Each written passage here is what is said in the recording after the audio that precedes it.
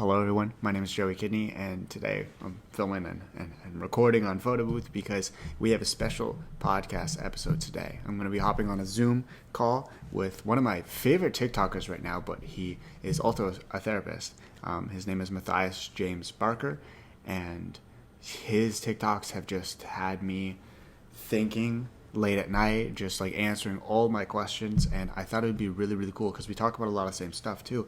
He's just licensed. So I think that would be a very cool take on how I'm thinking versus how somebody who's licensed thinks. And to also answer a lot of your questions that you guys have asked me in the past or in the future about like heartbreak, relationships, long distance, trauma, all that kind of stuff. We were going to hop on a call and we're going to talk about this. So that's this. And if you want to go check them out on TikTok, definitely search them up. I'll be posting tags on my Instagram and everything like that. But thank you guys so much for listening. And here we go. Welcome to the Happy Times podcast. All right, we're recording. How's it going? Nice to meet you, man. Nice Man. to see your face. I'm used to seeing you on TikTok, and you and I both have this thing where we get a camera and we make sure that it's like this really goopy lens so they can stare right into our eyes. You know, Oh, so I've the been staring amount of into your eyes comments. for months. The amount of comments that I get that are like, I'm staring into your soul. And it's like, I'm sorry. Yeah. Why did you choose to go that direction? Why you have a great camera setup, and what was the inspiration behind that? I mean, I've been doing YouTube for 8 years. So I had all the stuff. I'm so used to filming in front of a camera, like looking dead into it, that it was like a no-brainer. And what is different though is filming vertically really weirds me out. I don't know. And it zooms so much in the way that the camera and the lens reacts to vertical, and like how it, because I use a Sigma lens. So it kind of like, it has that little tiny bit of warp at the bottoms, and it's just, it makes everything pop. I have a Sigma lens too. I use the 35. Is that what you're using? I have that as well, but I use the 18 to 35 just because I have it. I use my 80D, so it's just a crop frame. You know, I think what's cool is like not a lot of people are doing that on TikTok, so it's kind of an eye catcher because everyone's using their iPhones and everyone's just kind of being normal about it. And then that's actually there's why Joey's eyes. Literally, I'm just like there staring at people. Like, why is his eye so big? I'm like, I don't know. I don't know. I'm sorry. Yeah, it's funny. But yeah, no, I tested it out because I was like, why? Like, what works on TikTok when I was doing like all like, what's my format? And I was doing iPhone stuff, and I'm like, it just doesn't, like, I don't want to watch this. But then I started doing the in-camera stuff, and I was like, whoa, this makes you stop. Right. And you do the same thing, and like I'm always stopping. And yours are all almost over 30 seconds, right? I actually like usually like almost up to 59 seconds exactly. So and that's like breaking algorithm. yeah, I don't get it.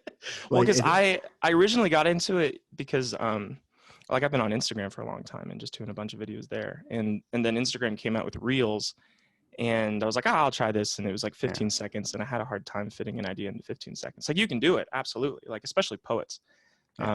You know, it's almost kind of the art is like, how can I make this as dense as possible and say the most with the smallest amount of space?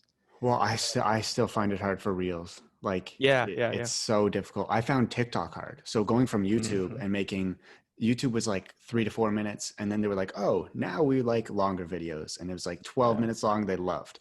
And then so I started doing those. And then TikTok came out. And I'm like, how am I supposed to do this again and go back? Like, it doesn't work. And then it worked. And then Instagram came out with Reels. And I was like, I found that really difficult. So what I do is I have my cuts in my Reels.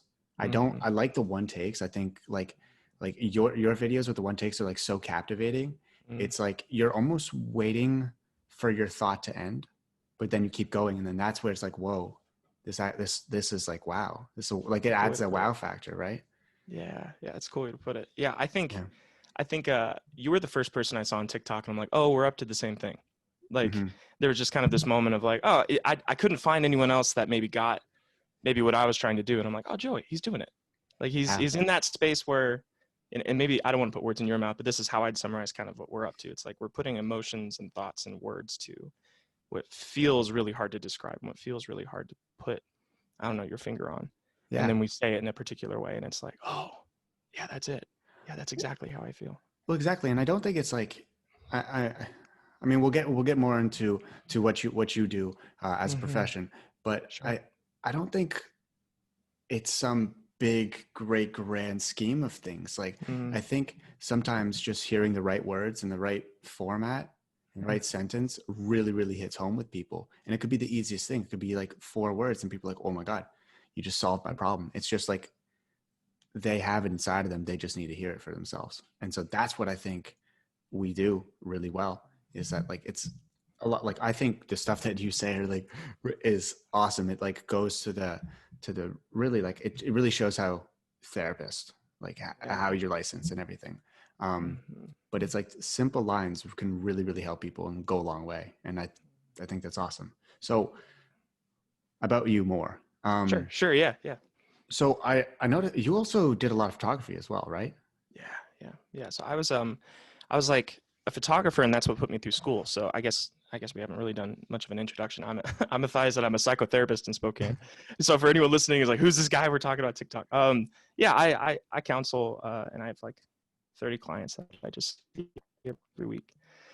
Here in Spokane, and I do a lot of couples counseling, and I do a lot of trauma work. I do a lot of work with kids. I work with just people trying to figure out their anxiety and working through pain, working through relationships, stuff like that. So that's kind of my everyday job. But I did photography to kind of get through school, and so I was doing wedding photos. I was doing commercial work. I was doing photos for like I did like an Instagram adventure photographer thing for a few years, and that was pretty Yep. fun. Like I was just going on hikes and taking photos of like lakes and mountains and stuff, and then I You're, got a bunch of I mean, followers. I scrolled back to see. I was like, okay, Yeah, there's I find with people who can help other people, there's yeah. a lot to their life, and so I was like, okay, Mm, I want to see, I want to know, mm. and I scrolled back, and I was, your photos are beautiful. Oh, thanks. Yeah, Like, please tell me you thank didn't you. stop taking photos. Well, I think I I work like 60 hours a week now, so I can't get out and hike as much as I used to. But I think what's cool is just kind of switching that creative brain onto a different task. Yeah, And like I'm really creative. I do a bunch of different kind of art forms. I play music. I do pottery. I love to write songs and stuff too. So there's just a lot of different creative tasks that I fill my mind with and that keep me going. And so this was cool because it was like a blank canvas. It's like, oh, okay, I can do video. I right. can combine what I'm doing with psychotherapy. I can try to say it in a creative way. Like, and it's been like the way that I think about it is very much like I'm creating an art piece, not so much like I'm trying to educate people, not really like I'm trying to like I think about it more in the lines of poetry. It's like how can I say the most in the smallest amount of space and like and get right past maybe people's like cynicism and intellectual boundaries that they just like set up because they're just defensive because the world's harsh and people are always trying to sell them something or people are always trying to like everyone has an angle, Yeah, but then I'm just like, hey, can we just sit in a space and be real for just a minute? And I think that's been a creative endeavor that's been super engaging. which is very, very, very surprising that TikTok Was likes the space your for format. it? Yeah, I have no idea why. Like Yeah. I've been doing this full time for a very long time now. So it's like Yeah. Wow. to understand algorithms is a whole different world. And like Hmm. TikTok loves short videos, but then you come in Hmm. and you're like, no, no, get that out of Yeah. here. Well, I got into the space and so maybe you've been in this space longer than I have. So help me make sense of this because everyone doing psychological stuff was doing really positive, just kind of like catchy, Hmm. pointing to thought bubbles, like kind of dancing and everything was like super like lighthearted. And I thought, oh, okay, this isn't really a space for anything much to do with suffering or anything deep. Um, and so I kind of wrote it off at first, and it was also like you're saying, really short. 5 signs you're a narcissist, kind of stuff like Yeah, that, like, or you're dating a narcissist or whatever. And then I just kind of put up some videos, not really trying to get with any sort of trend or do anything that I thought would work, just something that felt that I could get behind. Just yeah. And as then like, you okay, wake up one day and there's thousands of notifications. yeah. You're like, what? How did this work? Well, that's literally what happened. So I posted like 3 videos. This was what's the month before October? September. In September, and and they got like that normal just like a couple hundred views that you get Right. when you start an account, like whatever. And Yeah. then I closed the app. I didn't even open up TikTok for like a month, and I checked back, and one of them had like 64,000 views. Yeah. I was like, oh, cool. And I posted another couple, and then one went to 100,000. And then I posted 3 more, and then one went to 500,000. I was like, yeah, some things here. And that was really exciting. So I kind of just started posting daily after that. Yeah. My girlfriend would always ask, she would be like, you're working too much. I'm like, I can't stop. Like something's here. Like I Yeah, gotta keep going. I have to yep. dig. I have to find out what it is. I don't understand it. And that's Mhm. bugging me. I need to know how this success is happening. Mhm. But I think you do a really, really amazing job with it. So I know Thank I've you. said that a lot, but I mean it. Oh, that's kind. Yeah, Like thank you. Yeah. I think you're helping a lot of people I think people connect with you because it's a very friendly way that you're Mm. giving advice. And I don't mean to take away from the amount of studying that you've done. No, yeah. So you are licensed. Yeah. Yep. Yeah. So it's in Washington State. I'm pre-licensed. So that means I went through school. I have to get 2,000 hours of counseling in before I get fully licensed. But that's just, you know, Yeah. technicalities. But yeah. Well, I So feel like you're almost there if you're working 60 hours a week. yep. Yeah. I'm about there. So I'm close. I'll be That's testing here awesome. soon, and yeah, I've been hitting the ground running. So it's been cool. That's awesome. Well, I think you do it in like this. Like I know probably a therapist, like, sorry, I don't necessarily think before I talk. So I'm just Yeah. going to No, say you're it. fine. Say I think it. you do it Yeah. in a very like you keep people on the same level as you. Mm. You don't come in this situation and it's like, okay, wait, you're wrong. Here's why.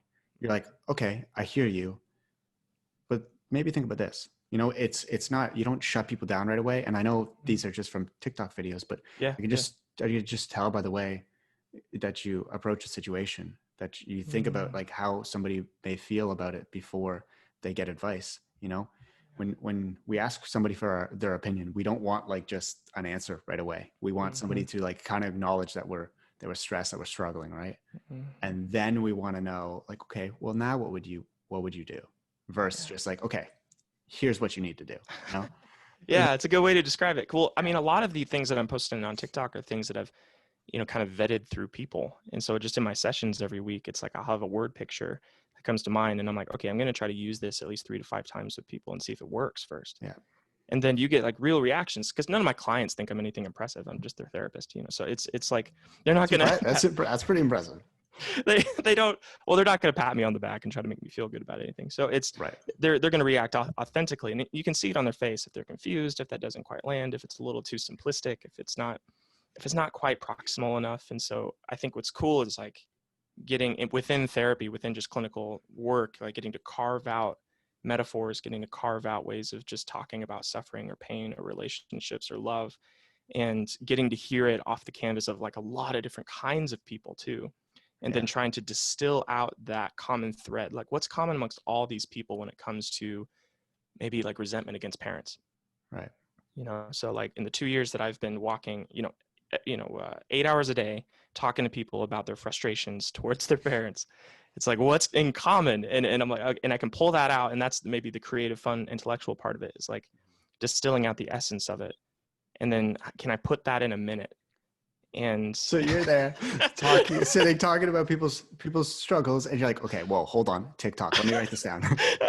No, I mean, it sounds a little corny, but yeah, I have a note open on my laptop just next to me, and they're just talking, and I'll just jot down it, because I'll forget it if I don't jot it down. But yeah, like, because I'm always kind of like doing notes kind of on like case notes, like for insurance and stuff on the side too. But yeah, I have a little note where I'm just like, metaphor with stick and dog, and I'll just write that down. And then afterwards I'll try to put that together and see if it sticks. I do something where if I'm talking with my girlfriend, or if I'm talking with my brother or a friend, and we're almost, if we're having like an argument, or if we're discussing something, I'm like, I'll catch myself stopping, going to my phone to like, what are you doing? I was like, hold on, what you said was like really, really good. Like, I think make something out of this. And they're like, what? And I have a hard time with that, because like I work constantly, like all the time, like 24/7. So shutting off is very difficult, but I don't know. I'm young, so. Yeah. Well, where do you pull a lot of that inspiration? So is that from friends? I know you're writing a book right now. Like, tell me about your process a bit. Yeah, I got a few books going right now. I have always made my content because of other people. I started because I was a hockey player growing up, got a lot of injuries, and going from the tough sports guy to being injured, you find yourself there. Like I'm telling you, like there's a lot of guys that would say the same thing. And so then I like growing up, my friends would always come to me for advice. I'm like, I don't know. Like it was even at the age where like girls still like cooties, they would come to me for advice. And I was like a late bloomer, like nothing, never even talked to a girl. And they would come to me for advice. I'm like, why? They're like, you just seem like you got the answers. I'm like, oh, sure. Yeah, I don't yeah. know. And then I started making YouTube videos about just like whatever was on my head and whatever people talked to me about that week. I just like made a video on it. And then I got called into the guidance counselor's office in like high school. And I was like, oh my God, what did I do wrong? They're like, well, I don't know what you're doing, but you're doing it right. And I'm like, what do you mean? They're like, people are coming in the office being like, this guy's videos help me. And I'm like, what? And then I just took that and I got going. And it's been like this wild journey, which is interesting as like why it's kind of blowing up on TikTok, because what I've noticed is like, you know, David Dobrik, right? Yeah, yeah. So take a David Well, I Dobrik don't video. know him. I watch him. I don't know him. That's fair. That's fair. Take a David Dobrik video. When you watch it, you're like, oh my God, this is so funny. Like I want my friend to see this, and you send it off, right? Take one of our videos. It's not necessarily like, oh my God, this is so funny, I want to send this to all my friends. No, it's like, oh my God, they're talking about depression that I can really relate to. Like, I don't know if I want to send this to my friends. But on TikTok, like you can see the shares and it's thousands. And I'm thinking to myself, I'm like, this is how people are communicating to their friends that they're going through something, which is really interesting to me. It's like this small little piece of content can help define everything that they're going through to their friends, because they might not be able to word it, but we can. And that's really interesting to me. Yeah. I think that's a new thing, like as far as media goes, is because I saw the same thing. I did a video like on childhood trauma and it got 50,000 shares.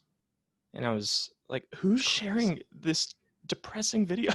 And I was like, I wouldn't even share this. No, that's not true. I did share it. I posted it. But I was shocked. I was like, wow, there's something, not only this is resonating with people, but this is like, oh, I want to tell other people about this. And I think there's this authenticity kind of just rising up from, I don't know, maybe it's a younger generation. I think TikTok is actually more diverse than people think age-wise.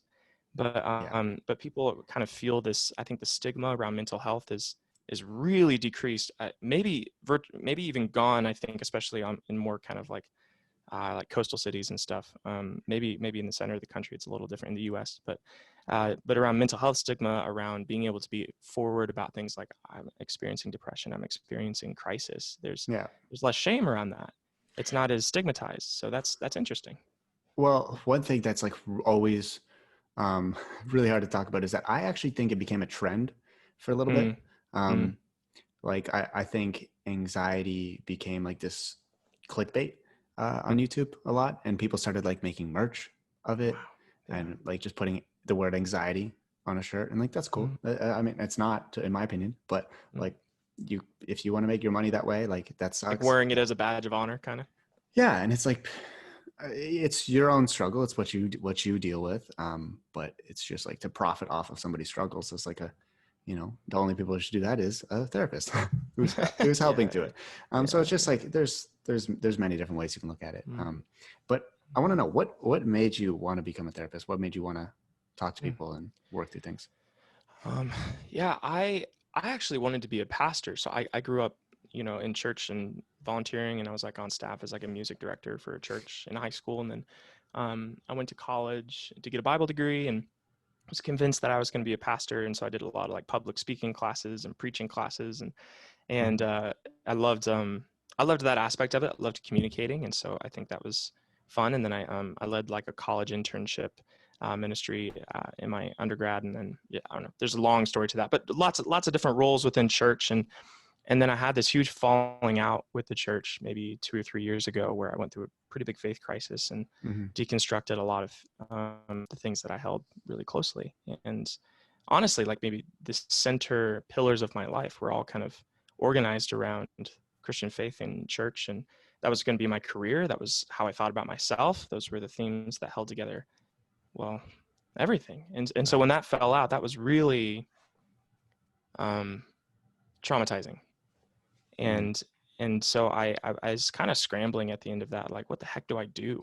Like, so if I'm not going to be a pastor, if I'm not going to be in a church setting, like, do I work? I was working at Apple. Yeah, I was working at Apple at the time. And I'm like, I'm tired of resetting people's Apple IDs and helping people figure out their password. And gosh, and I don't know, there's so many parts of just like life that I felt so discontent with. And I was just like, I feel like I'm supposed to be doing something. I feel like my whole life's been going one direction, and then I got veered off, and now I'm just kind of left, kind of afloat at sea. And how old are you?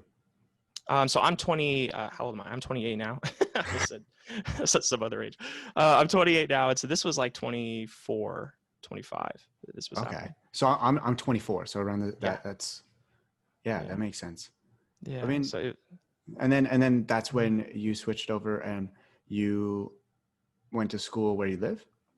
Yeah. So I did an online program. So I actually had a therapist. So I was in therapy, and my therapist was like, "You'd probably be a good counselor, and you could probably do like shepherding, quote unquote, was kind of the Bible-y church word for it. But you could do that with just people. Like, you can still help people.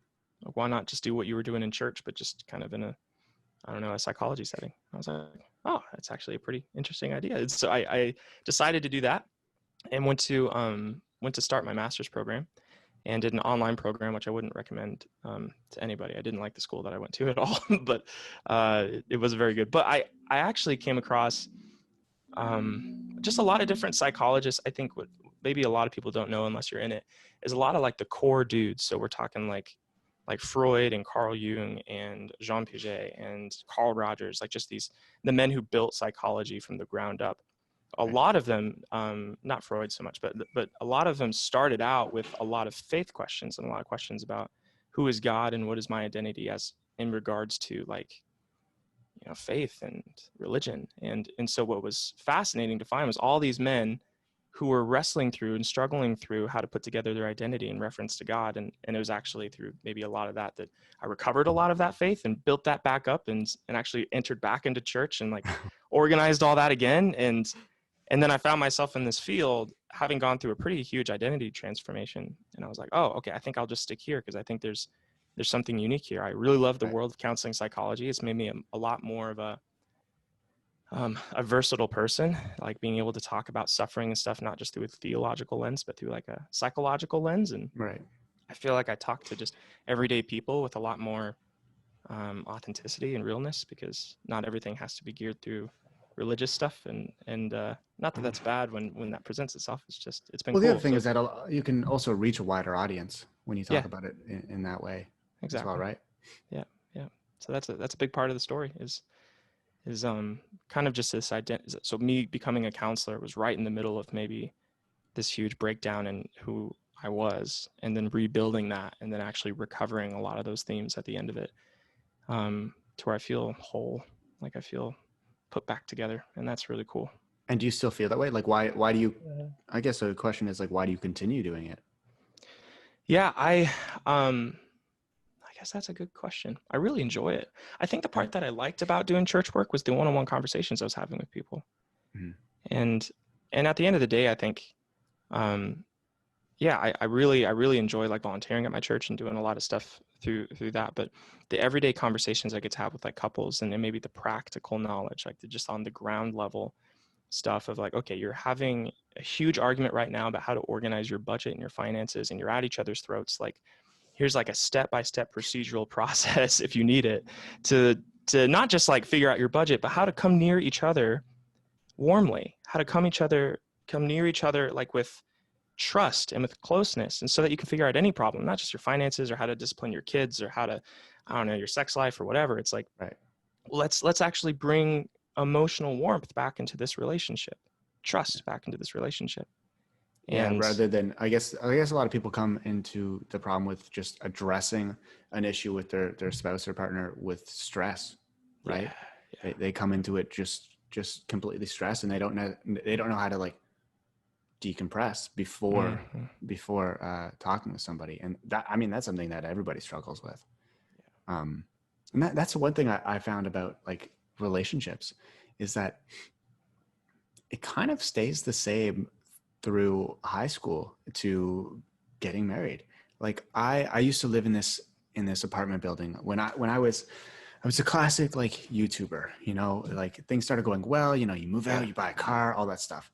I just moved out and I moved out into this apartment where everyone in the building was actually a divorcee. Like everyone was divorced and everyone has been through life, right? They're all 30 plus, and I lived on this one floor, and I was that type of person who I wanted to make friends. I'd literally like knock on everyone's door and I was like, hi, I'm Joey, blah, blah, blah. Yeah. I got really close with like my end unit people, like these 4 apartments that were right beside mine. And they would all be going through something with relationships. And they would all like knock on my door, be like, hey, I want to talk. And I'm like, okay, I'm like, at the time I was 20. I'm like, I'm just a 20-year-old. Like, I don't know about like marriage or dating people. Like, I don't know. I haven't been to it. And they were just like high school. All the same issues was like, okay, well, how do you think like they're going to react to that? I'm like, well, I think you just got to find out, man. Like, I don't know. So it was really interesting. Do you, this might be a weird question. Is there a certain topic that you enjoy talking about with people? Yeah, that's a good question. Like, do you like the couple counseling more? Do you like talking about anxiety? I really like couples counseling. I like different topics for different reasons, maybe is the right answer. So couples counseling is exciting because it's like you're, because you have 2 people in there and both people are just as complex. And so it's like, it really sometimes feels like counseling on steroids, because you're not just trying to pay attention to the body language and what people are saying, keeping track of storylines with one person. You're doing that with 2 people. And so it's hyper engaging. Like there's probably no other sessions that fly by as quickly as couples sessions. And so I extend couple sessions out to 90 minutes just so I can keep up, I guess. But it's really engaging. And I think what's cool about it too is there's not a lot of situations where you can look at somebody and be like, you have all the tools in front of you to be able to fix this if you want to. Like with psychopathology, like when someone has like clinical depression, sometimes there's just biological components that are out of whack, and you're going to find coping mechanisms. You're going to find ways of processing the trauma, the hardship that you're going through, finding ways to motivate yourself, finding ways to engage with life meaningfully. But there's going to be this cloud that's going to come at times when you don't predict, when you don't understand, that is going to make things just more challenging. And so it's not like you're ever telling anyone to resign to anything. There's better and worse ways to handle that. But with couples work, what's interesting is, okay, there's a breach of trust. There's a lack of emotional warmth, a lack of closeness. There maybe has been like a key betrayal that's happened. Here are the tools to be able to have conversations to build this back up.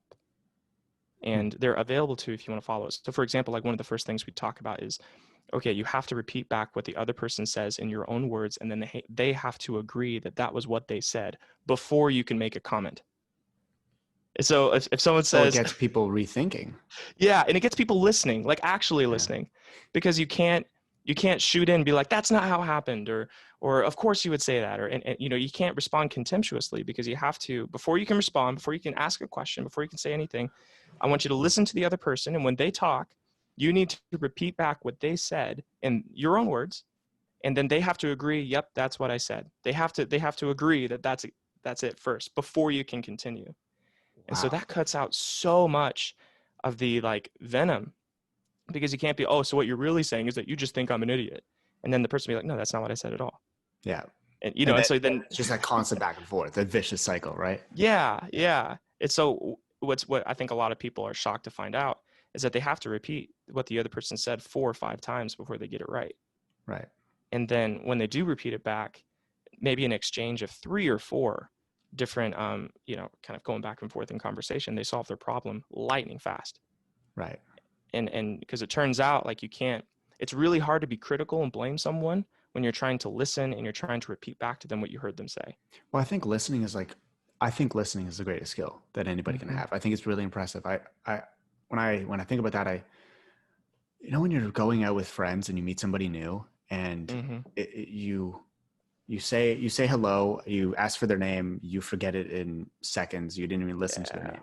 But then they're like, later they're like, oh, Joey, so you said you were writing a book. Like, how's that going? And you're like, whoa, what? Like immediately Yeah. you feel just like comforted by this person. You're like, okay, like it was a little scary that they knew so much.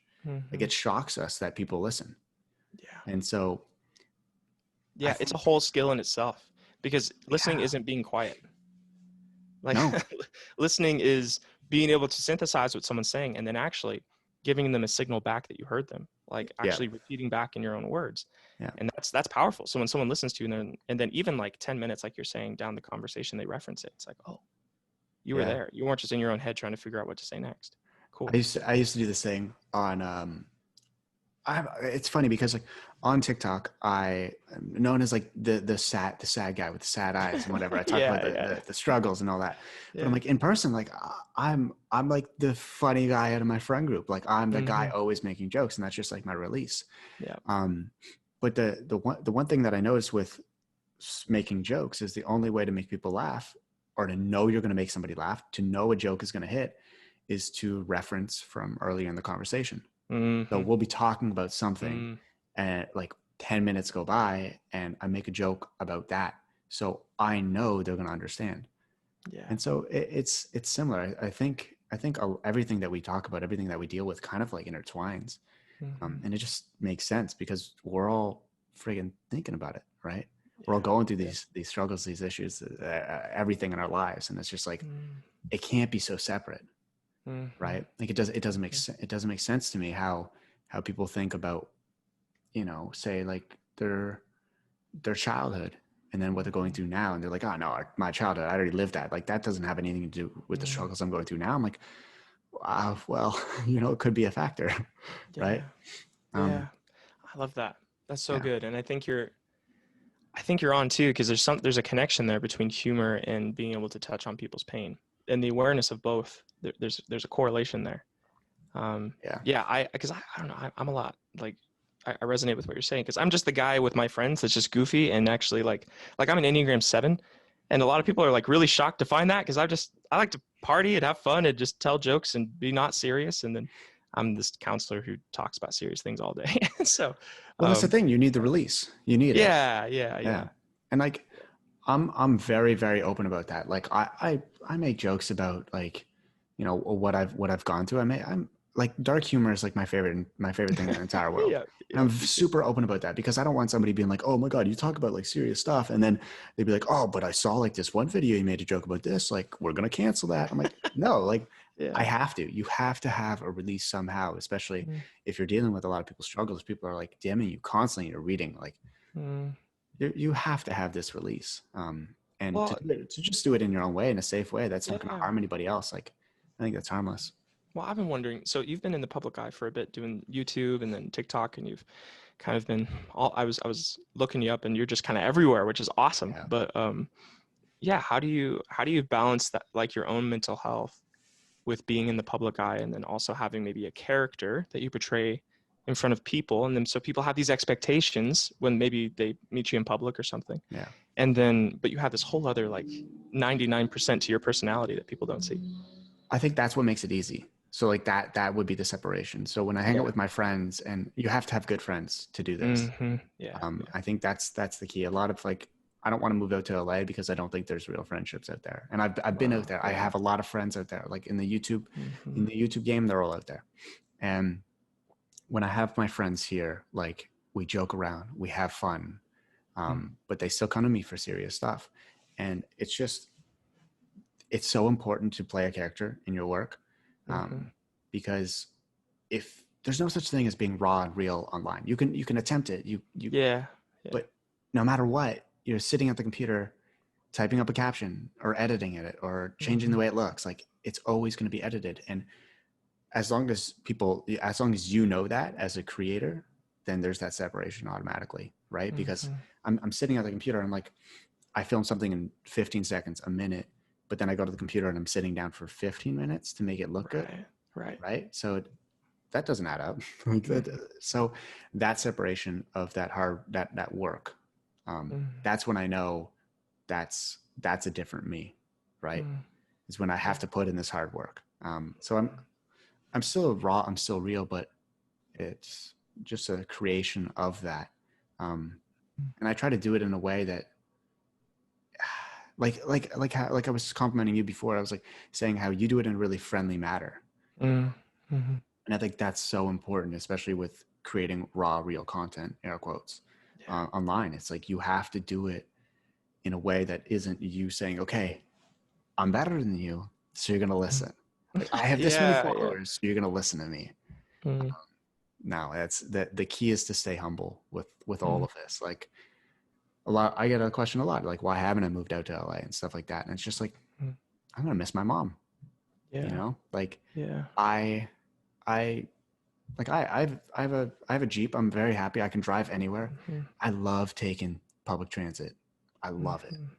And I hate when people of like with followers or an influence talk about like being humble. They're like, yeah, I do this to try to stay humble, but like, and it sounds so cocky, but it's actually so important to work on being humble, to work on humility and like everything like that, right?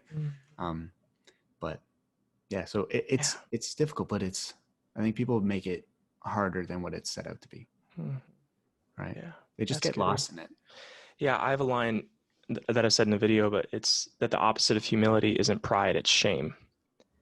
And that there's this idea that I think people who are constantly focused on trying to lower their ego have a really self-critical like battle with their own hearts and in their own minds. Yeah, and that's really good.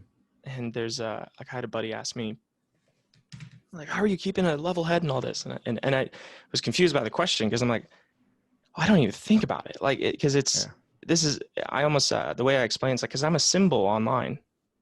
That's really psychologically what people are connecting to. Like I, it's been weird. I went from, just filling up my caseload, just kind of like any other normal therapist, having a 4-year wait list in 1 month. Right. And just because everything blew up on TikTok, which was incredible. So I have like 1,000 people waiting to see me for counseling. But what I know is like, they're all going to be profoundly disappointed once they meet me. And that's not even necessarily like me being self-deprecating or anything. It's because I'm a symbol. I said something in 1 minute because I used an analogy that really struck with them. And the 60 minutes that they meet with me is not going to be as impactful as a minute by minute as that 1 minute was. You know what I mean? So it's like, because that was an art form that was crafted, like you're saying, that was edited. But when you sit in the room with me, I'm just a normal person who makes jokes and burps and I don't know, like that isn't all like coiffed hair and fancy lighting. It's just I'm just a dude, and I'm gonna say things that are inspirational and helpful sometimes, and then I'm gonna miss the mark. Like I'm not gonna hear you right, or you're gonna be offended by something I say, and that's not anything else than just being a human being. That's called a human interaction. Yeah, it's just a human interaction. It's just gonna be normal, and that's gonna be profoundly disappointing for some people, because and I'm not even trying to stave that off. It's just like, well, yeah, it's going to be normal. You're going to get in the session. You're going to sit across from me. You're going to think that I'm going to fix your life, and it's not going to happen, because the tools to fix your life were always in your camp. Like that was always you. And I can point out which ones might be helpful and even show you how to use some of them. But especially it's not going to happen in 60 minutes, right? It's going to happen in multiple sessions. It's going to take years. And that's what I think a lot of people like. I've gone to a therapist ever since I was 16. I've gone through actually 17 therapists and just finding the right one. I remember my first therapist, I thought it was like, she was like gonna fix everything. I thought it was like, just like you go into surgery and you come out and you're okay. You know what I mean? And there was this older woman, probably 50s, 60s. And I was 16 and she had this thick Indian accent. And I was there and I was like, what the hell is she saying? Like I'm 16. Couldn't understand her. I was a hockey boy. Like, I'm like, I don't know anything what she said. Like, I could not understand. And I remember I was telling her like what's going on in my head. And then the next session she would be like, okay, so you play lacrosse? And I'm like, I'm sorry. No. Yeah, right. I had multiple sessions with you. Like, and she's like reading off of what she wrote down. I understand there's a lot of clients and stuff, but it's just like that moment, I was like, wait, this is not how it's supposed to be. Like, there's not that much disconnection with somebody. And so I think like when people think about therapists, they're like, okay, I signed up, I'm ready, I paid my money, let's go, fix me. And it's like, that's just not it. It doesn't work like that. Like, you can't walk out on the street and just find a new best friend. Right. Yeah, that's a really close comparison. It's like friendship. Yeah. Yeah, Um, absolutely.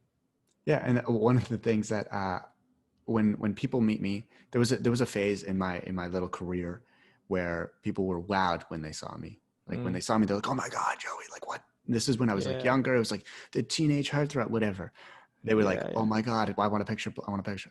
I would always be like, no matter what, like say I was out like eating with friends Hmm. and they came up to me, I'd be like, they would be like, "Oh my God, hi Joey," and I'm like, "Hey, so what do you think I should order?"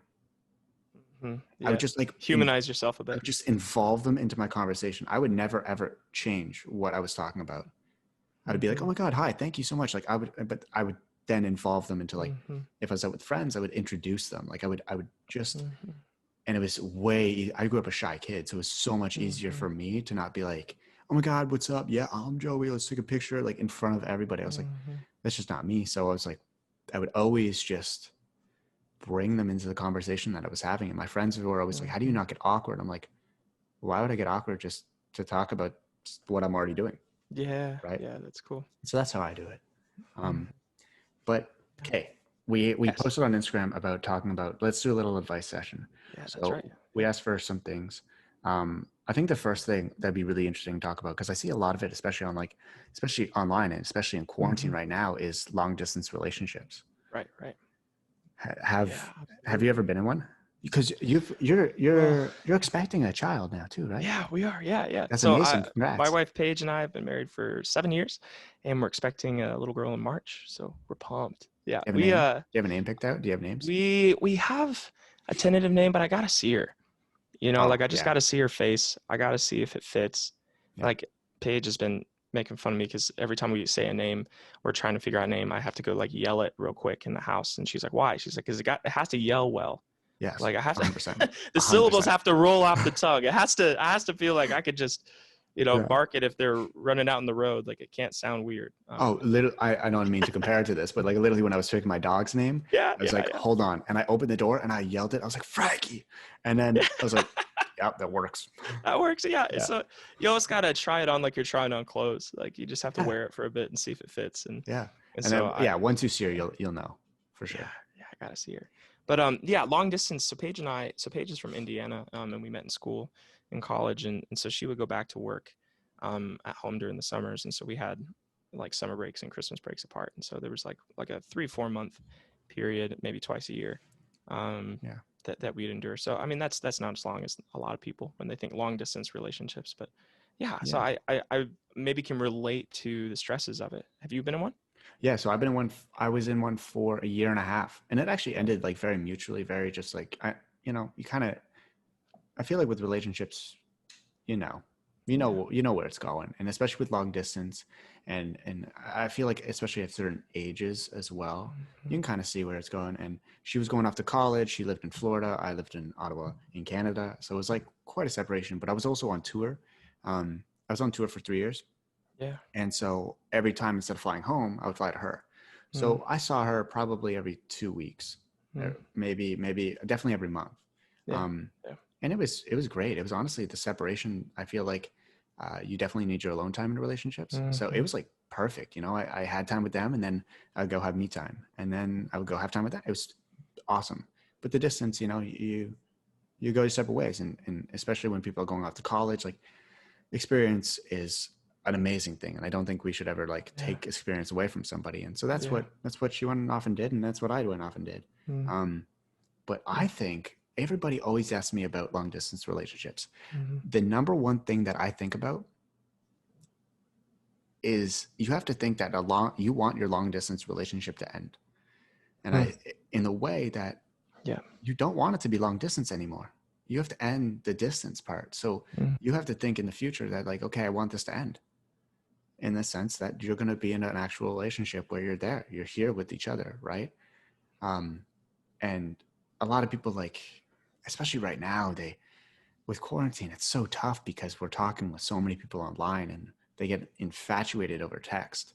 Yeah. There's Yeah. there's nothing necessarily wrong with that. I Mm. don't, I don't think, also don't think there's something great about that. Mm. It's kind Mm. of like in this limbo, like in this inception limbo, where you're like, okay, Mm. this is like some picture perfect world, and then that's when, they sit down for that 60-minute session. They're like Yeah. supposed to be loud. And Yeah. you're like, What do you okay, think are wait. the signs for somebody that if they're trying to figure out, okay, is this good? Is this going somewhere positive, or should I break this off? Any things that you'd look for? In long distance, I mean, communication is so key. Everyone always says that. Mm-hmm. But I think with communication, it's almost, I don't know how to say it. It's almost better when somebody's not speaking and you can communicate just through knowing. I don't know if that makes sense. Like, but I think especially with relationships, if you need to talk about everything, every single thing that you did that day, or you're updating them while you're doing it, then I think that person is almost really scared to lose you, or they kind of know that it's going away, versus at the end of the day you sit down and you have that conversation, right? I think that's really important, because then it's wow, it's like, what did you do today? Oh, wait a second, I already know everything that you did. There's nothing here for me to Well, it sounds learn. like you're saying that like it's a blend of trust, like just like a security in the relationship to where you don't always have to be following up, but then also maintaining individuality and having something to bring to the table. Well, I think with long distance, that's super important, right? Because Yeah. you're not there. You're not there. Like, so I think as long as you both really know and you have common ground and I understand that this is still distance, you're going to talk to other people. And as long as you're open to, I think the people who hold on to somebody in a really negative way, it's like, okay, who'd you talk to? You talked to Sarah? Like, okay, no, I said you can't talk to her anymore. You can't. That it's done. It's already done. Like that's a really hard thing to work on, and to understand a thought that somebody can't explain to themselves in a relationship that's really tough, and especially in distance, right? Because you're not there to work through it. You're not there to meet Sarah. You're not there to understand that relationship. You know what I mean? Yeah, it's hard to have conflict outside of the context. It's hard to understand the variables that you're trying to fix or make better without having a full understanding of what's happening. Yeah. So how do you think somebody would make it work? Well, the biggest thing I say is it has to be worth it. Like the distance has to be worth it. Not even worth it like, oh, I love this person, so it's worth staying with them. I just mean like, well, what's the reason you guys are separate? Like, what's the reason you guys are in different cities? What's the reason you guys are in different places? Right. Or what you're doing that's keeping you there, is that worth it? So for example, like if you're just living in different cities and that's just because you work where you grew up and you have different families and you're like, oh, we'll just be in this relationship, we'll kind of see where it goes. I mean, there's a trial period where that makes a lot of sense, but eventually, like I like what you were saying, is you have to have a vision for how you're going to end the distance. And so someone's going to have to come either to the other person's city, or you're going to have to meet somewhere halfway. But if it's like someone's going to school in a different city, is that degree program worth it? Do both people in the relationship feel like, yep, okay, he's going to go to school for 4 years and then he's going to come back home, and that's worth it because that degree program is really going to open up doors for his career, and that's meaningful, 4 years is a long time. It's a huge amount of time. I don't think people understand that because that's a common thing is people going to school, right? That's a huge thing for distance. And it's like 4 years is a long time. And it's a transformation going to school. Like you're a different person at the end of it. So it's not obvious that the person you dated when they left is the person you're dating when they get back. Yeah. But and if they are, then that's also something you got to look into, right? Because you've changed. Like we changed. It's normal. Right. And I think when I was in a long distance relationship, the one thing that made it work was planning the next.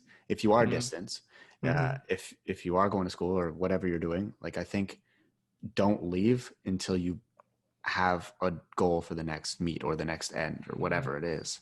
And I think that's super important because it's not just up in the air. It's not just like, it's like when you go out with drinks for friends and you're like, okay, yeah, I'll see you next time. And it's like, when is next time?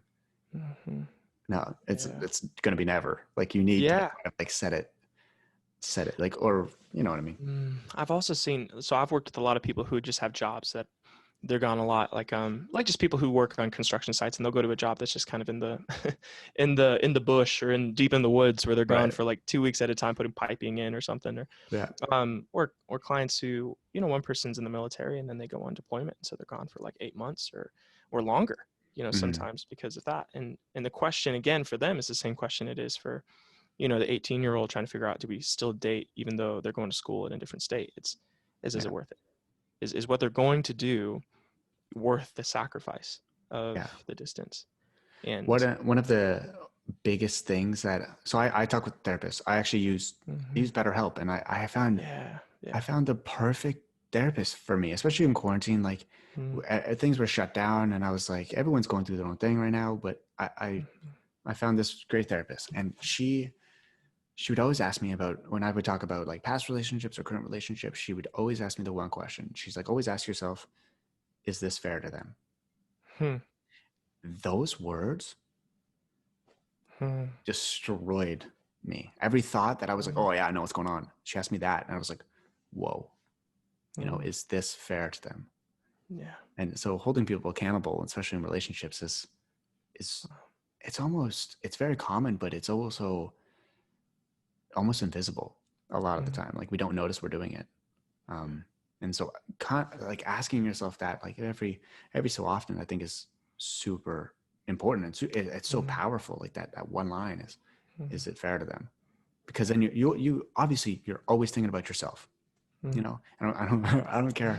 It doesn't matter. You're always thinking about yourself first. It's always going to be that way. So asking that, like, obviously, is it fair to yourself? Like you're already asking yourself that.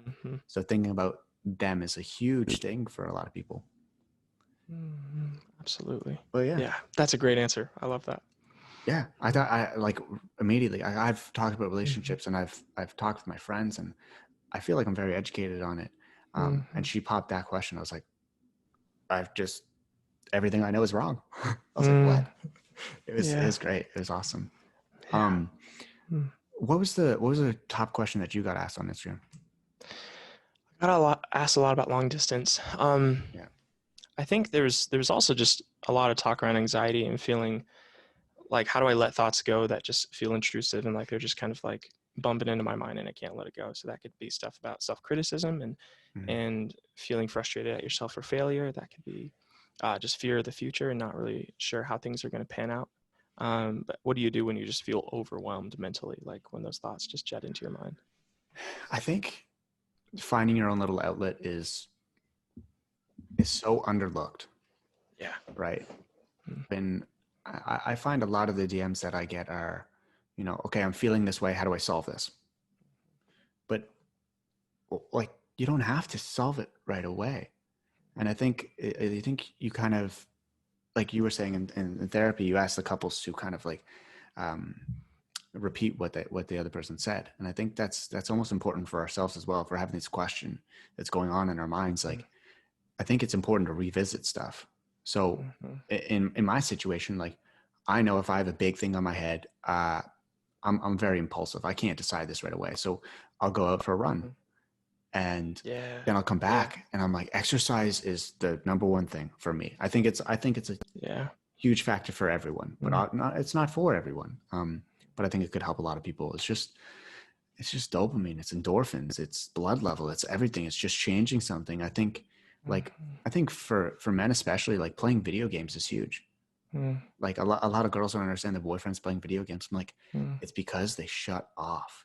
Guys can like really only think about like one thing at a time, and it's like when they're overthinking, it's not so easy to just multitask. So it's like when we're playing Call of Duty and we're killing a lot of people, it's like nothing else is in our head. We have this headset on and we're just going, and like we need that time, that alone time from our thoughts even. That's how I solve it. It's a lot of people would think about that as like ignoring the problem. It's not. It's just thinking about it in kind of a different headspace as well. Like I'll go out on a run. Like I think about all my ideas and everything that I talk about when I'm out running. I'll talk to friends and they'll talk about a struggle, and I'm like, okay, that's really good, but I don't have an answer yet. I don't know what I would say about this. I'll go for a run. I'll be like, randomly, I'll be like, oh shit, that was it. That's it. Yeah. Yeah. Yeah. What would you Okay. say? Like, obviously That's from so like good. exercise. Well, I think there's a theme in what you're saying that I say the same thing, where it's this. I have a psychobabble term for it, which is just called diffusion. That's what you'll see in all the textbooks. But Yeah. all that means is this ability to like notice a thought that comes in your head and not have to act on it immediately, in the way that it demands you to act. Meaning like, okay, so you have this thought that's like, oh crap, maybe I'm being awkward. Right. Okay, so then maybe that jumps into your head, and then what happens in this conversation is you'll immediately just stop listening to what the other person's saying, and you'll start hyper focusing on, okay, what am I doing that's being awkward right now? Like, are my is my hair weird? Or is my fly down? Like, I don't know. Like you start thinking, you Yeah. just become hyper self-conscious of yourself, and then am I talking too loud? Am I talking too soft? Am I talking enough? And then the other person looks at you and says, well, what do you think? You're like, Mhm. oh crap, I wasn't listening. Yeah. And and you feel really really like reinforced, meaning like you'll think to yourself, yep, I knew I was awkward. And that's actually an interesting conclusion, to not listen because you're being self-conscious, to then experience awkwardness in the conversation, but it's because you were being self-conscious. So like another way I like to Yeah. explain this is people who have severe OCD, like let's say they're really nervous about germs and they wash their hands 300 times a day. And what you'll notice if you work with people with severe OCD like that is they'll get cracks on their knuckles, they'll get cracks on their hands. Their skin will actually start to like really dry up because of the sulfates in the soaps. And sometimes there's lotions and stuff that help, but Everyone in COVID right now. yeah, right. So, what will happen sometimes is that one of those cracks will get infected. Like I had a client that had a really bad infection on the cracks in her hands, and that's because she was washing her hands. And there was a huge aha moment that the thing I was doing to run away from the problem brought about the catastrophe that I was worried about. Whoa. Yeah. Wow. That's really And that interesting. happens. And that happens all the time in so many different things. So the social awkwardness, the anxiety about being socially awkward created social awkwardness. Wow. Right? Yeah. So there's this moment where we have to think, okay, I have a thought occur to me. I'm being awkward. I have a thought occur to me. I'm going to get germs. I'm going to get sick. I'm a failure. I shouldn't even be in this job. This relationship is over. The distance isn't working. Whatever. There's some sort of catastrophe that occurs to you, and that's good and fine. But then the question is two things. What is your interpretation of that thought? Like, is that coming from the deepest, truest parts of you, and that's absolute truth, or could that be misguided in some way? And the second is, okay, what do I do in response to this thought? And that's where you're saying, like, maybe you just need to go on a run, and that's okay. And that's not being genuine. Like, Yeah. it's like, who says that every thought that pops in your head is you? Like, why can't that just be that really Well, critical teacher from school? Why can't that be your mom? Why can't that be, the you that was like worried about whatever? It's like there's a looseness that we can hold our thoughts, and they occur to us in our mind, and then we can actually have some grace for them. We can hold them just a little bit further away from us and be like, okay, yeah, interesting thought. I'm going to figure out how to act on that thought a little later, and that's actually okay. yeah, it's perspective, right? Yeah. And I think it's almost like this one-sided opinion or one-sided solution that we give ourselves actually becomes our problem, right? Because we're so, like you said, hyper-focused that we think we know the answer, and it's like, okay, this is it. And then that's all we didn't think about any other path. We didn't think about any other perspective, right? And then when you obviously you were to think about something, it's going to become a problem because you're not thinking about anything else. So then that could be a problem because you're not thinking about it. So things you need to get done, right? So Good. Are you down for a little psychological game real quick? yeah, Like for let's do people it. listening, this could be kind of interesting. All right, so Yeah. if you're just listening to this, I'm gonna put you through a little psychological test. Like don't worry, it's not gonna be too weird. So here's what I want everyone to do if you're listening. Maybe you're driving, so don't close your eyes if you're driving. But if you're just sitting in a room, close your eyes, and I want you to picture a white elephant. And it could be a cartoon elephant, an African elephant, it could be an Asian elephant, like whatever. It could be anything. So I want you to picture the tusks, picture the trunk, picture the feet, picture the wrinkly skin, and just hold that in your mind just for a second.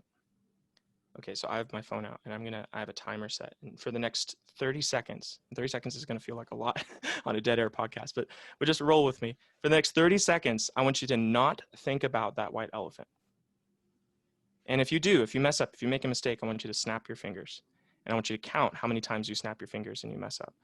Okay, ready? Do not think about the white elephant, and go.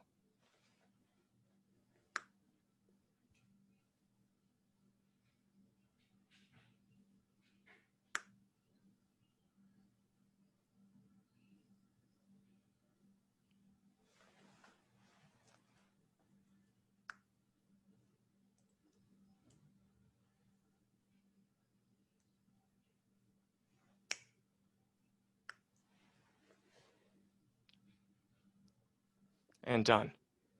All right. You only snapped. How many times do you snap? I snapped once. Good job. That's probably the best score I've ever seen. Which is I really saw your interesting. eyes. I saw your eyes rapidly going around the room. What were you doing? Well, I was like, the game. Wait, hold on, because you said it two different ways. You said were we supposed to think about the white elephant? No, you're supposed to not think about the white elephant. Okay. At the start, Were you you said thinking about it? No. At the start, you said the other way. I saw I saw your TikTok. So I already knew this. So I've practiced. That's why I was so good. Because I was like, okay, That's good. Yeah. So at the beginning, like you're holding it in your mind, and then immediately once you put the rule in place that you're not supposed to think about it. Oh, I'm really good at not thinking about things because. Hey, good job. Oh, ADHD is my best friend. Yeah, so yeah, that's great. Well, I play this game with hundreds and hundreds of people, and so the average is about 4. So if you're listening and you got like 3 to 4 snaps, that's about the average. I had one lady fall asleep during the exercise once, so she won. She got 0. Oh, because she closed her eyes. She closed her eyes. And I was like, "Don't think about the white elephant." And she just fell asleep, and I was like, "Wow, okay, she beat the game. She did it. She's she's top scorer." And then there's you're right. There's people that like yourself that have this ability to just kind of like rapidly fill your mind with other things for like 30 seconds, maybe snap once or twice. Yeah. Oh, literally the reason why I thought about it was because I was like, wait, what am I thinking about? Yeah. What am I supposed to be thinking about? And then that's when I thought about it. I was like, okay, and I was like, okay, the tusks. And I was like, oh, shit. And that's exactly it, because you can't actually measure if you're winning the game without thinking about the game. Whoa, you just ruined the game. I just lost the game. That's it. That's a class. That's literally, it's the same psychological thing, because, and that happens with thoughts. So like, hey, be positive. Mm-hmm. Like when you think, just be positive. And then you think, well, why do I have to be positive? Oh crap, because I have these negative thoughts. Oh, I just remembered the negative thought. And it's almost like the mental game of, okay, be positive, think positively, actually becomes a reminder for the negative thoughts. Mm-hmm. And in relationships, it's like, oh, I don't know if this is the right thing. I don't know if we're actually in love. I don't know if this is good. Okay, don't think about that. Just try to be in the moment. Be in the moment. Just try to see the positives. And it's like when you're forcing yourself not to think about something, just the presence of that rule is going to really mess you up. It's going to actually trip you and actually make the negative thoughts intrude into your mind at a higher rate. Because if you think about it, even now, like as you're listening, like how many times have you thought about a white elephant since we stopped playing the game? Probably a few times.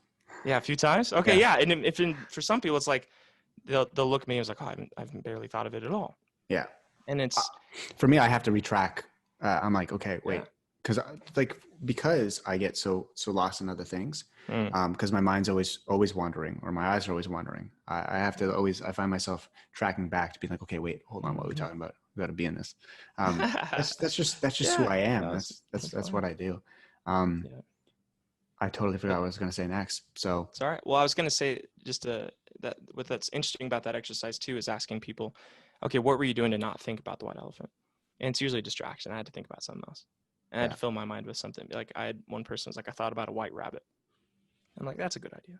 It's to think about something so like almost similar but different, to notice the detail and what's the differences. That's interesting. What I would do, what I always found really, really cool, when I was in I think it was like when I was 22 and I was like really trying to find out what I liked, I started going on a lot of dates, and I was always a little bit more comfortable, especially going after on tour. I was comfortable with talking to people. I was comfortable with creating conversation and kind of just really making sure that people feel heard and they're comfortable to talk about whatever they want to talk about. But a lot of times I found them getting kind of lost in it. Their sentences were not structured. It didn't make sense. And I was like, okay, they're feeling really nervous. And I would always go down and I would touch my shoe. And what would they do? They would go down and touch their shoe. And I'm like, okay, they're paying too much attention to these, like they're really hyper focused on something right now. I was like, and then I would touch my face and they touch their face. And I was like, okay, they're really focused on me, that they're not even thinking about what they're saying. But then I would start talking and they would just like stare at me. And I'm like, oh geez, this is terrifying. But every time they got to talk, it was also nerves, but their sentences would just go everywhere. And then whenever I found that, I wouldn't interrupt in a mean way, but I would be like, I would just reference something that we've already talked about. again, just like that joke, just like I said. And when I did that, they became more comfortable, right? And they immediately would like, they calmed down. They're like, oh yeah, yeah. So I went to school for this, and I was like, okay, why? And then they would they would feel more comfortable right away. And so I don't know, you kind of just gotta, a really, really good friend is really good at snapping you out of things, right? Which is really interesting. That's good. Yeah. I love that. Yeah. What other questions did you get? Oh, well, we're running out of time here, so let's go to the last one. Right. The last one is the biggest one. I think it's the most common thing in the entire world, and that's heartbreak. Right? You know, how do you get over someone is the biggest thing. And what do you have a good answer other than time? You know, I think you said something good a while back, where a lot of the relational problems that we had in high school are really similar to the marriage problems and the more complex problems people have later in life. Like, there's a lot of common themes. And so I work with a lot of people trying to cope and recover from a divorce or something really catastrophic that happened, and like their kids are really traumatized, and it can be really intense. But I also talk to a lot of teenagers who are getting through just, you know, maybe their first crush and feeling rejected. And I think where heartbreak can go awry is in a couple of things. One, where you have this rule in your head that I need closure in order to heal. That trips people up, because what that is a dependence on the other person in order to heal. It's like you're making this rule in your own head that they need to do something. They need to cooperate with a set of expectations that I have in my own mind in order for me to feel like I can move on. And what that does is it keeps people perpetually codependent on their ex. It's funny because I just made a thing on that. Oh, really? Yeah. What'd you say? Last night, I talked about that. I was like, the reason why we have, because somebody asked me about getting over someone you love that you weren't with. They worded it way better than I just did. But basically, like falling in love with somebody online that you've never met, that they weren't in love with you. It's like falling in somebody who didn't even know you existed.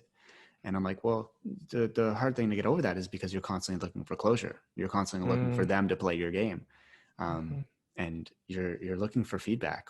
And so that's really difficult for other people to move forward. And I found there. I also wrote, so in my book, I wrote about this one breakup I had. I was devastated that it just like wasn't going a certain way, and I broke up with this girl, and she didn't respond the way I wanted to, Right. And that sat with me for so long. Like I think, and it makes me sound like an asshole, but in the book I wrote, she didn't cry when I broke her heart, and that broke me much more. And it's because I was waiting for her to play my game, right? And she didn't. She played her own. And that's such a good line. Wow, that's so powerful. That's good. Thank you. Yeah, because there's I think the grief there is, oh, I wasn't as important to you as I thought I was. You know, or maybe I wasn't as important to you as you were to me.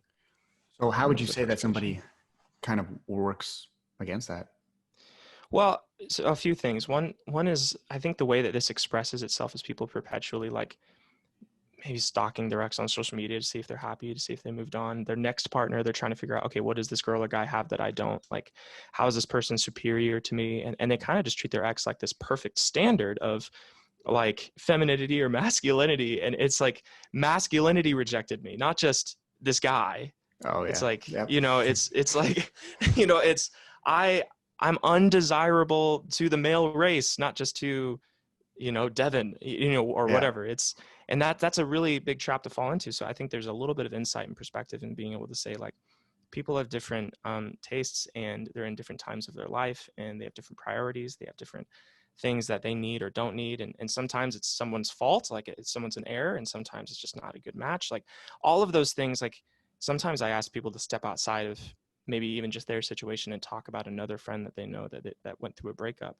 And be like, if they were in your situation, if they were struggling with this, what advice would you give to them? Yeah. And usually that sobers up a little bit of the codependence that they're feeling in their heart towards their ex. It's like, I need his or her approval to feel like I have worth, and I need to know what is insufficient in me from them so that I can fix it. So next time I don't get into that. And those are all rules. Those are all games that we play. Maybe we don't think that like bar for bar in our heads, but emotionally we're almost acting that out. And that gets really complex really quickly. Yeah, that's interesting. Yeah, I have one of my best friends. He was dating someone for years. I forget how long.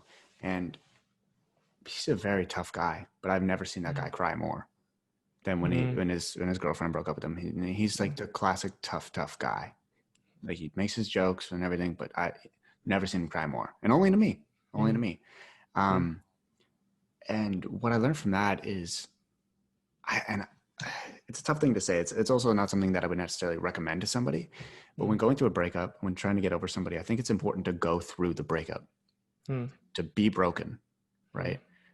To acknowledge the fact and accept the fact that like this happened. Like I find a lot of people are like, okay, how do I make myself feel okay? How do I make myself feel better? Like I need them to give me this closure to make it all okay, to make it all go away. And like, okay, we're friends, we're happy. But then when somebody says something like that, you're just like, okay, so we're gonna get back together. So like it's fine right now, right? And so we're still, again, we're going back in that limbo. And you know, we're in this world where we're not even addressing like the issue, the problem that we're facing. And so I think it's really important to just go through the breakup, go through the eating the ice cream, go through the crying, go through the watching sad movies, listen to sad music, like go through it. And you'll learn a lot about yourself. That's not something that I would necessarily like recommend maybe on like even a therapy level, but that's something that I've definitely noticed is like when I went through a really, really tough breakup, I didn't acknowledge it for so long. And it was awful. And then I went through that little bad period. Maybe it was like, I don't know, 2 weeks to a month, maybe. And it was awful, but I came out of that stronger than ever.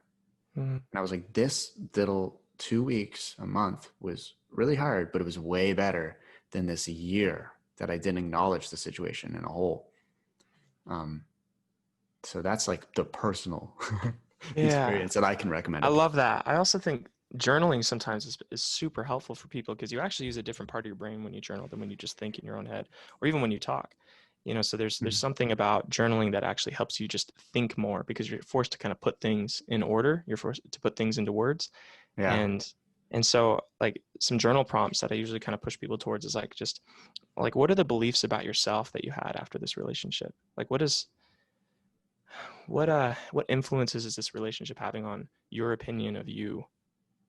And then things just like, what did you learn out of this? Like, what did you take away? Like, and even prompts like, what were the best parts of this? Like, what were the best parts of this relationship? And that's hard. It's heartbreaking to hold on to that because you just want to, there's a false comfort in just thinking the whole thing is a mess and they're just a jerk and it was just all terrible. Right. A holistic picture, your heart will actually be comforted and mourning. And that's kind of what we're talking about is genuinely mourning the relationship in its entirety. I think it's important. I mean, I'm also a big fan of almost being friends with your ex, not like best buddy. Like I don't think you should be best buddy with your ex, but like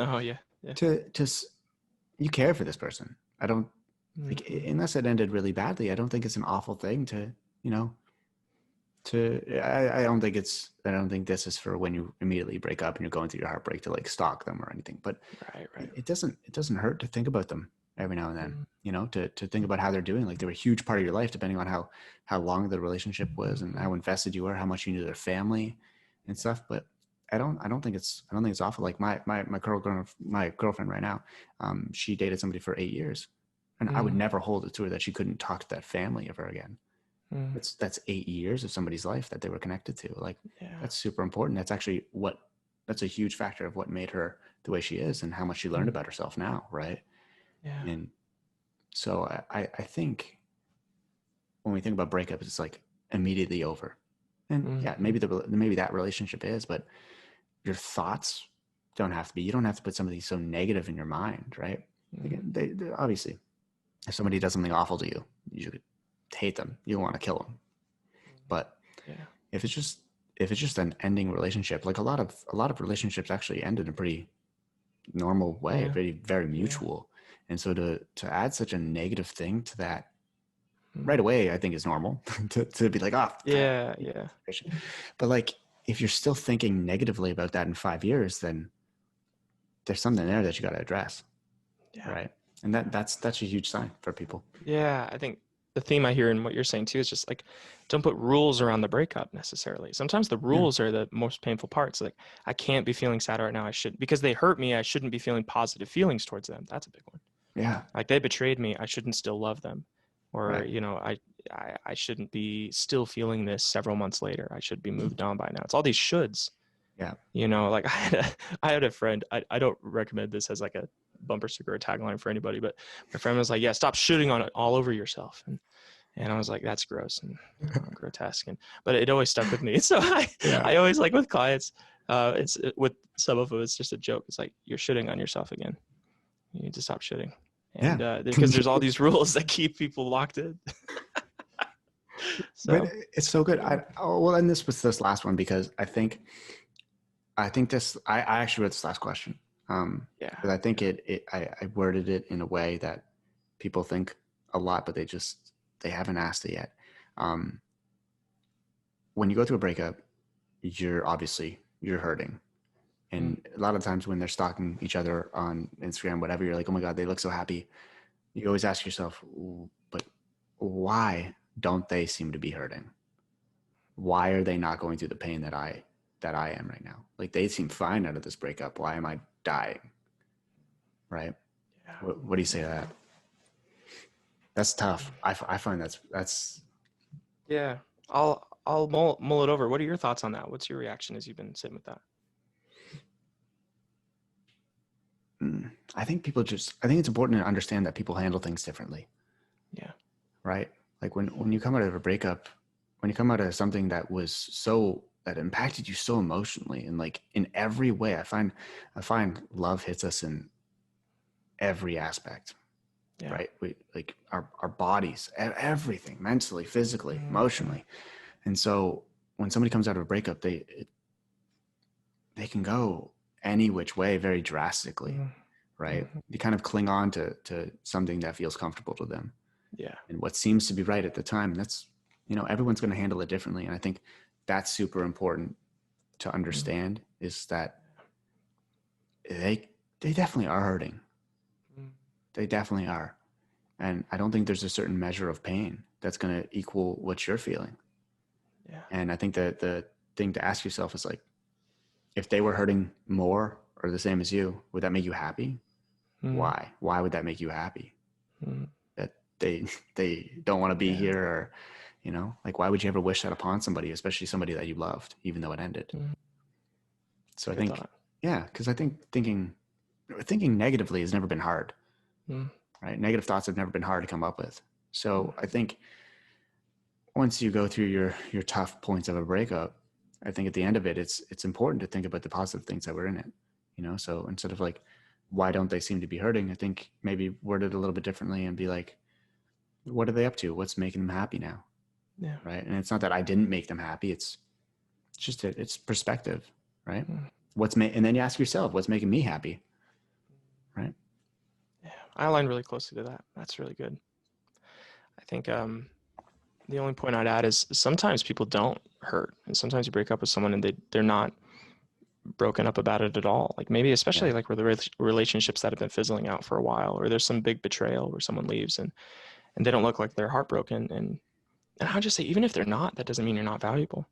Yeah. Even if you're not, that doesn't mean that means you don't matter, or your love didn't matter, or you were disposable, or you're especially if it's been fizzling out. They could have been going through heartbreak while in the relationship. Yeah, that's actually, really well said. Absolutely. And the heartbreak happens at some point. Yeah. Yeah, it will. It will. Mm-hmm. But then obviously that's tough, because then somebody's going to ask the question, well, okay, well, when were they breaking up? Well, when were they breaking? When we were dating? And then that's obviously that's something where you got to, person. It's different for every person. You got to sit down. You got to talk about that. But I think that's good. I think that's awesome. Joey, you're making such good stuff, man. Thank you. I've been really excited. Just I watch you every day and really enjoy just the way you're putting stuff into words and the art that you're making. And I think you have a really big rapport with the people that follow your stuff, because like you're honest, and that's not something I can say about a lot of creators. And Thank you. is from the outset, like I think what builds my trust, what gets me, you know, searching your page and looking up for it and seeing what you're posting every night is like, gosh, there's a genuine honesty and authenticity to what you're making. You don't seem like you're trying to use your audience for some ulterior thing. You're I mean, I need them. yeah, but not to their own detriment, maybe, if that makes sense. Right. Well, I mean, I think the same about you. I think I spent the first 30 minutes of this complimenting your content. I think you're doing amazing things. Yeah. And definitely keep it up. And best of luck with the pregnancy and everything. Yeah, thanks. And congrats. So that's amazing. That's amazing. All I have is a dog. So hey, that's great too. Yeah. Just a hairier baby. But thank you very much for coming on the podcast. I think it'd be cool to do another one in the future, but we'll see the response to this one and see how people like it. And love it. Cool. Well, anytime, man. Anytime. Cool. Thank you. Well, thank you very much.